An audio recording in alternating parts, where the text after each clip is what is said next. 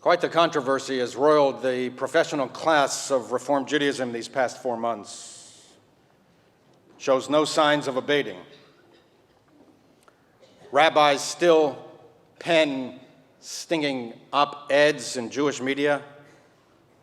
Red-hot passions still singe our social networks. Attempts to douse the fires have not succeeded. Every article, every editorial, every social media post seems to fan the flames anew. What a ruckus. Who knew that such low-key, easygoing, laid-back people as rabbis could be so intense? It all started in May.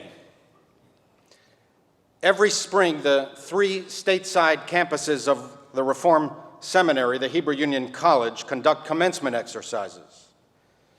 Pulitzer Prize-winning author Michael Chabon was the commencement speaker at the graduation ceremony of the Los Angeles campus last spring.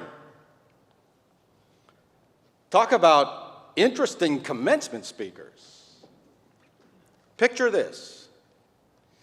In the presence of many hundreds of people, assembled in a cavernous, reverent sanctuary, before giddy, wide-eyed, newly minted, or soon-to-be Reform rabbis, cantors, educators, and other Jewish professionals, and in the presence of their beaming parents, grandparents, partners, children, siblings, and friends, at the moment of their highest joy, on the cusp of being let loose to fulfill their lifelong dreams of serving the Reform movement and the Jewish people. Mr. Chabon told these eager souls, the future leaders of Reform Judaism, who within weeks would be assuming their first full-time job in Reform synagogues, that he doesn't go to synagogue anymore. He hardly does any Jewish ritual. Since we put the last of the B'nai Mitzvah of our kids behind us, he said, my retreat from religious practice has become near total. Why? Because for him, Judaism, like every other religion, is a philosophy of separating people. Judaism is one giant interlocking system of division, he said. We are not those people over there. Chabon understands Judaism as imposing on every Jew the job to maintain, through constant vigilance, to enforce the division between, among other things, Jews and Gentiles. And this realization that Judaism is about division and separation is the reason he can no longer participate in Jewish rituals. Even a Passover Seder is painful for him. The whole Exodus story is just a bunch of baloney, he speculated. It seems pretty clear that we just made the whole damn thing up. Monocultural places, he said.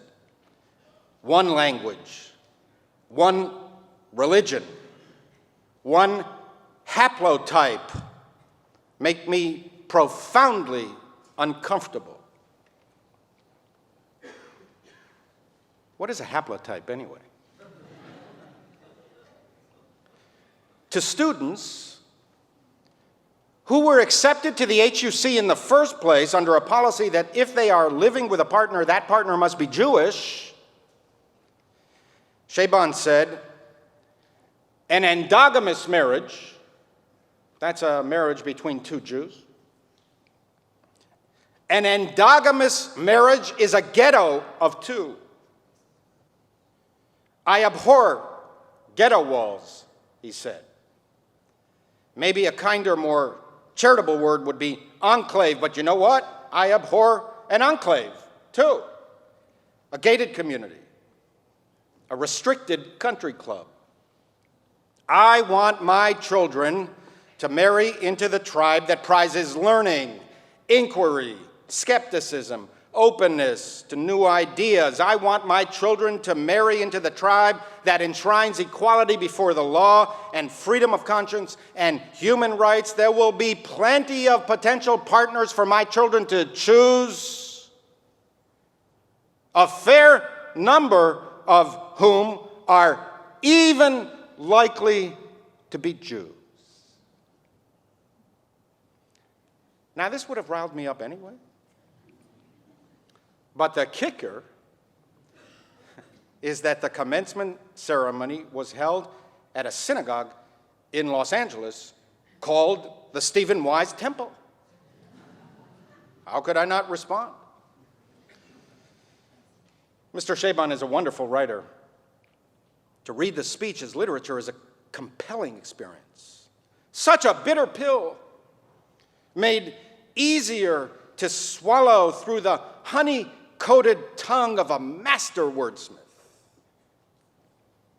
But beyond form, Chabon raised important issues. He has a feel for where many Jews are today. Go online and listen for yourself. Some students were upset. One family even walked out of its own graduation ceremony and later wrote about it. But many gave Chabon a rousing ovation. There's a larger issue here than one person's speech. Chabon believes what many progressive Jews believe.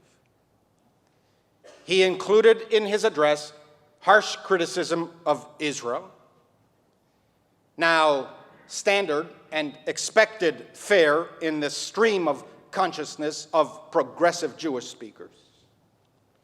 Denouncing Israel is no longer really about courageously speaking truth to power. It is more like throwing red meat to the progressive Jewish base. It would be courageous not to disparage Israel before such crowds. But even more, like so many today, Chabon conflates the Israeli policies he opposes with Judaism itself. So goes the new progressive thinking. If the Jewish state is so objectionable, the Jewish enterprise itself is irredeemable. And those Jews who do not see it this way, my way, are themselves morally compromised. These critics always impress me as so self-assured in their grasp of human truth. No cloud of doubt ever seems to form in their moral skies. Their self-confidence about my moral duties is unflinching, unshakable, and unwavering. So, I thought to speak with you today from the ghetto. A hapless, helpless haplotype, hopelessly hiding behind the impenetrable, insurmountable, and indefensible walls of Judaism, a religion like all others that promotes only separation and division. Receive these words from the ghetto as a gesture of respect. I do not expect everyone to agree with me. What would be the point of giving a sermon with which everyone agreed? Think it through. That's enough for me. Moreover, I have not seen any official reform response. I've seen one public response that focused on a commencement speaker's right to free speech and our need to encourage the free competition of ideas, even if we disagree with them. But Mr. Chabon presented a serious challenge, deeply analyzed and beautifully written. And it deserves a substantive response from the reform movement itself. consider this one rabbi's response. Not a point-by-point rebuttal, but a general reflection of the spirit of our times.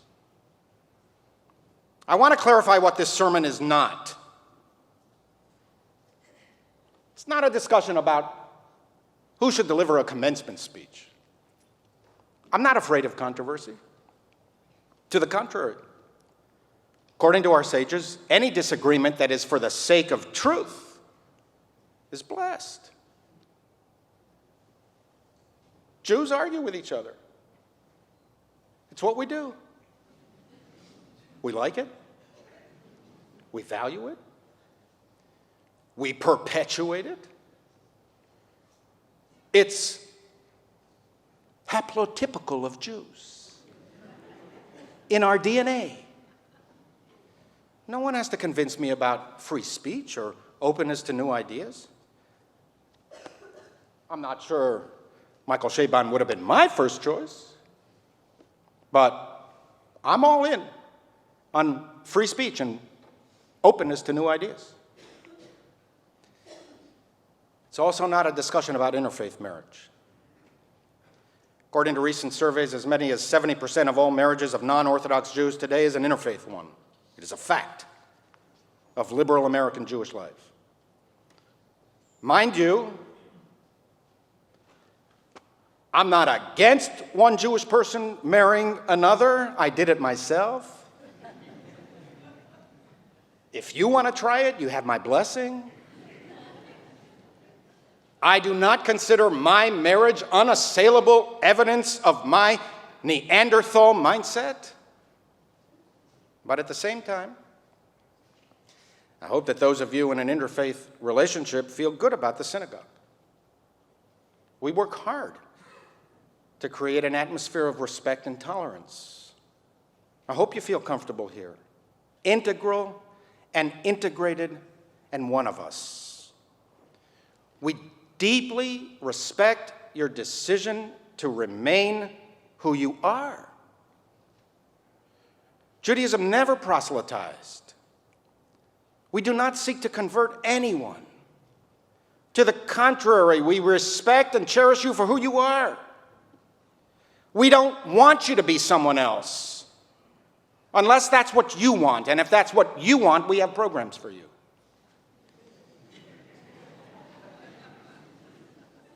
Moreover, I cannot express enough how moving it is to me when non-Jewish partners in our synagogue raise Jewish children.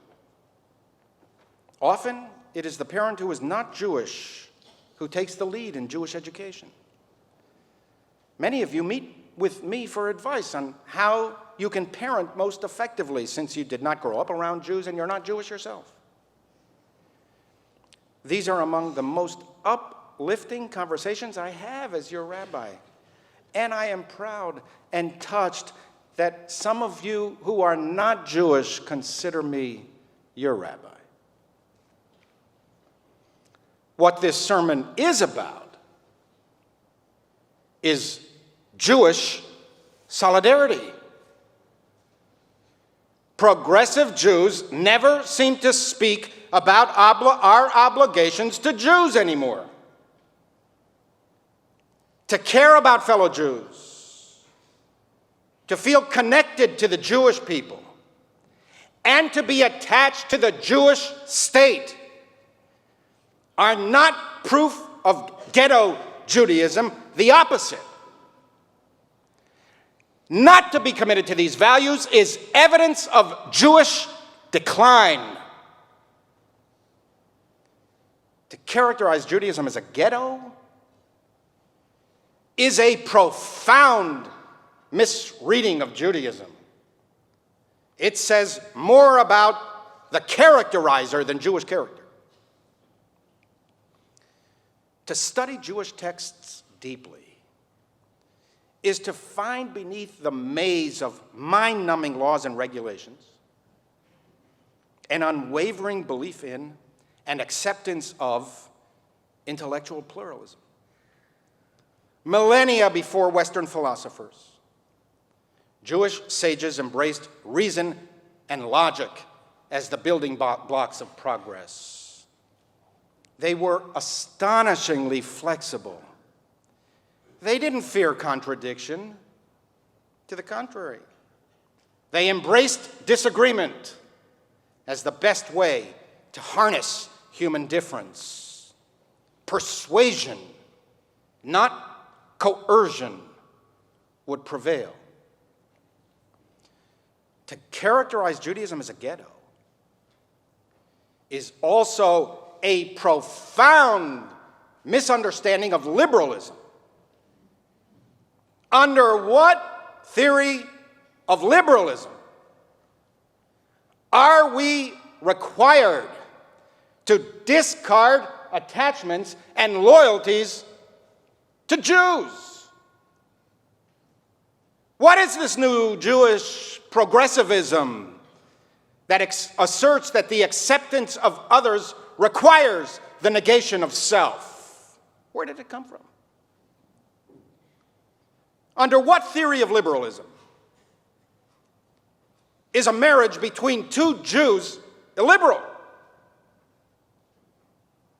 Is a marriage between two Hindus, Muslims, Buddhists, Protestants, Catholics, or Universalists illiberal? Is a marriage between two Aboriginal Australians eager to preserve Aboriginal civilization illiberal? Is a marriage between two Canadian Inuits eager to preserve Inuit culture illiberal? Is a marriage between two secular Venetians a ghetto of two? Don't liberals believe in diversity? In a pluralism of communities? Don't we believe in the dignity of human difference? Or do we believe in diversity for everyone but Jews? Individual, communal, and national distinctiveness, separations between people, are among the most basic of human realities. It's why liberals believe in pluralism. Pluralism assumes that people are different and cherishes these differences. It assumes that freedom and unity can be maintained and social progress can be advanced through diversity. And that diversity is not a blemish on human progress, but to the contrary, is a social good. One tall tower of uniformity is unhealthy. A Babel of different languages, different approaches, different cultures, diversity is what God wanted. And hence, God brought down the tower of uniformity and scattered all the peoples of the earth. Ironically, this is what Michael Chabon himself said he prefers. Ambiguity, ambivalence, fluidity, muddle, complexity, diversity, creative balagan. These are among the most central axiomatic principles of Judaism. Not a ghetto, but a mishmash of cultures. This is how Judaism understands the world. We didn't build walls to keep people out. They built walls to keep us in. We hate ghettos for ourselves and for others. The ghetto is not our invention. It was their invention. Those who didn't like Jews and who either willfully or ignorantly mischaracterized Judaism. They put us behind walls. We didn't go there voluntarily. They built gated communities to keep Jews out. Wasn't our idea. World peace The wolf laying down with the lamb was our idea. Isaiah said it. Justice and righteousness for all was our idea. Amos said it. Let justice roll down like water and righteousness like a mighty stream. Mercy and humility was our idea. What does God want of you? Said Micah. Only this. Do justice, love mercy, and walk humbly with your God. Compassion was our idea. Zechariah said it. Deal loyally and compassionately with one another. Do not defraud the widow, the orphan, the stranger, and the poor, and do not plot evil one against the other. Universal good for all people is the goal of the particular existence of the Jewish people. I have selected you, Abraham, to do what is just and right, so that you shall be a blessing, and that all the peoples of the earth shall bless themselves through you. The goal of the particular existence of the Jewish people is to bring light to all the peoples of the earth. I, God, appointed you a light to the nations, Isaiah preached, opening eyes deprived of light, bringing prisoners and all those who sit in darkness out of their dungeons. The point of the particular existence of the Jewish people is to promote the commonality of all people. Our ambition is to endow all people with dignity. God created all human beings. Each of us has equal standing and equal worth before the Creator. Do we not all have one Father? Did not one God create us? Malachi proclaimed. The arrogance Chabon ascribes to Judaism is completely opposite to the teachings of our tradition. Our persecutors and ideological opponents hoisted these characteristics upon us. Chosenness never implied superiority. To the contrary, we were the lowest of nations. We were slaves. There are some brief moments when the Bible describes the people of Israel positively, but by and large, the Bible is one long litany of the failures of our people from the beginning. Judaism insisted that the Jewish nation was no better than any other nation. You are no different to me than the Ethiopians, Amos proclaimed. I brought you up from the land of Egypt, but I also freed the Philistines and the Arameans. And anyway, what is so wrong with a nation believing that it is special? To be motivated to do good because you feel that you have special gifts, even if you overestimate your talents. Isn't that a good thing? That a group sees itself as special or unique by itself should not be offensive to anyone, especially liberals. What is so illiberal about a people that believes it has something positive to contribute to the world? Many peoples regard themselves as special. Don't we constantly proclaim American exceptionalism?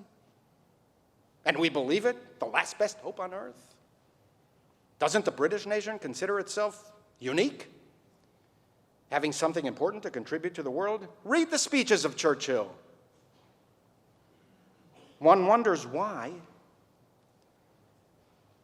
of all the peoples of the earth, it is only the distinctive existence of the Jewish people that is so troubling to so many. Why do some of the very people who uphold the value of diversity as a social imperative find the distinctiveness of the Jewish people so challenging? To be Jewish is not to separate from society. It is the opposite, to be part of society, to influence society. Some Jews are arrogant. Michael Chabon describes the settlers of Hebron as a clutch of 800 zealots lodged in illusory safety behind a wall made from the body of teenage soldiers. I don't know if I would have put it that way, but I essentially agree. Those settlers, some of them, are among the most fanatical, intolerant, arrogant Jews living today. Chabon spoke about seeing a video of ultra-Orthodox Jewish men in Jerusalem assaulting a group of young girls for the sin of daring to learn, and he thought to himself, that is not Judaism. I agree. Those ultra-Orthodox Jews, in their pious pomposity, distort Jewish teachings. That is not Judaism. Sadly, we have such Jews in our community. Too many. Some of them are even rabbis. We are right to call them out and to feel disgust at their behavior. We must oppose them. But to equate the most radical, the most fundamentalist, the most unrepresentative Jews with Judaism is absurd. We are the first to criticize those who do that to Muslims, who point to Islam-inspired extremism as proof that Islam itself is illegitimate. To point to the most intolerant Jews as proof that Judaism is hopelessly intolerant and that liberals have no alternative but to cut it all away like an arm, Chabon said, infected with a flesh-eating disease. It's preposterous. It would be as if we were to cut away the American idea because some Americans are racists, or to cut away the liberal idea because some progressives are intolerant. It's come to my attention that some other religious people are extreme, too. Do you know that there are militant Buddhists? They're not all like the Dalai Lama. Did you know that there are some ill-natured Catholics? They're not all like the Pope. You know what I even heard? You won't believe this. I've heard that even some atheists are intolerant. Imagine that. You know what else I've heard?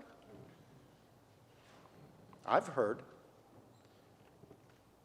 that some liberals are unpleasant. And apparently, there are even some bigoted writers. I haven't discarded literature because some of Michael Chabon's fellow authors are extreme. I haven't discarded classical novels because Dostoevsky was an anti-Semite. I haven't concluded that the very essence of literature is irredeemably racist because some novelists were racist. Why, that would be very ignorant of me. Very superficial. No? Would you suggest that the very idea of classical music is fatally flawed? That the arm of music should be cut off from the body of Western civilization and culture because one of its greatest composers, Richard Wagner, hated Jews? Would you point to Wagner as proof that there is something intolerant about music? I can't even bring myself to cut Pink Floyd from my iPhone, despite the troubling views of Roger Waters. Some Jews are intolerant. Some Jewish leaders, political and religious, are extreme. Some Jews purposely separate themselves from others, hiding behind thick walls of Jewish law. Intolerance, objectification, arrogance, prejudice, aggression, narrow-mindedness. These are human qualities. All of us have them. All of us objectify people. You do too. Judaism is a magnificent, inspiring, visionary, progressive, enlightened, humane, humanitarian philosophy that admits that we all have these traits and urges us to overcome them and teaches that we can indeed prevail. The devil made me do it is never an excuse in Judaism. The human creature can rise above that which drags us down. Judaism trains the individual to master himself. We can improve. Individual and collective progress is possible. We are not condemned to everlasting futility. You can repair yourself. Do not wait for a savior. It will be too late. Judaism teaches that the Messiah will arrive the day after he is no longer needed. The discipline of better behavior will produce in you better behavior. This is Judaism.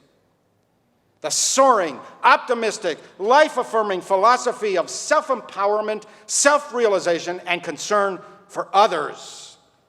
It is a progressive, liberal idea. Judaism's central narrative is freedom.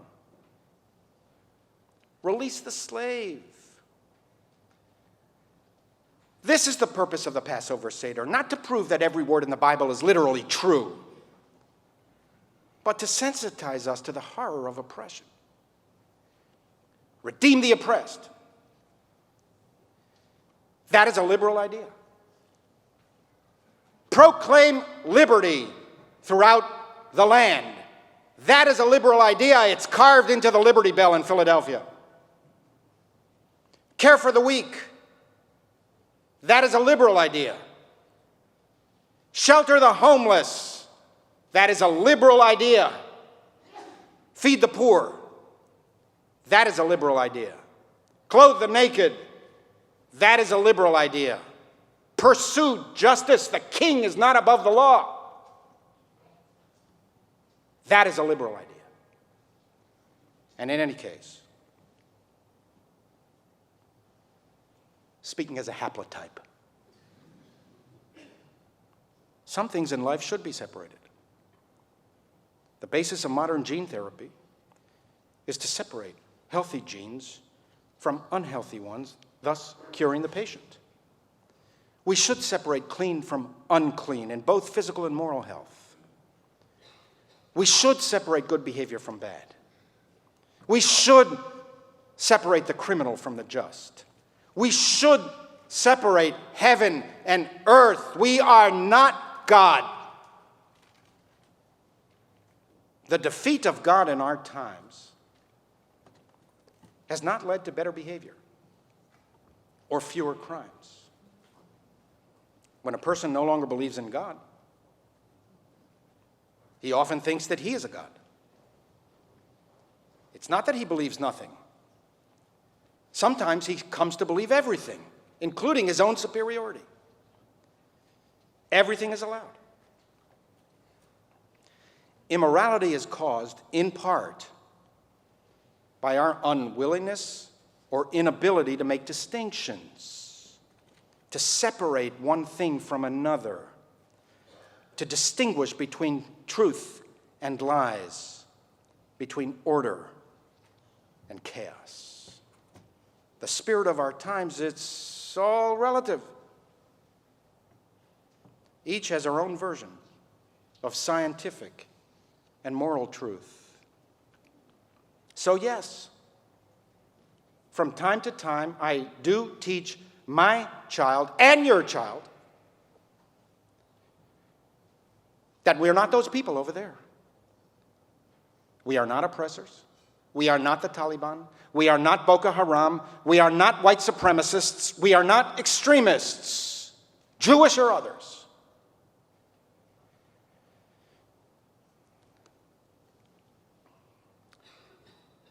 Dear congregants, we've been together now for 14 years.